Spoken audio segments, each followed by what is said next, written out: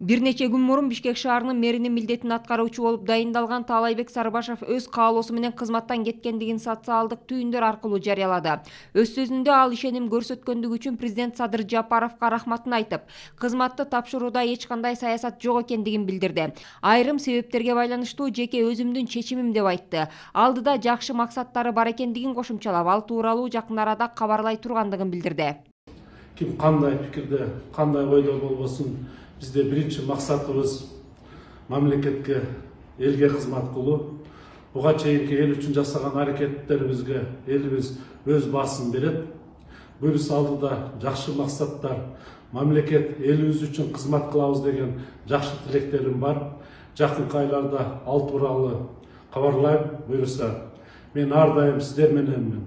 Кош колдогондорго сын айтып, бизде чек алткандарга жалпы мекендештериме ыраазычылык билдирем.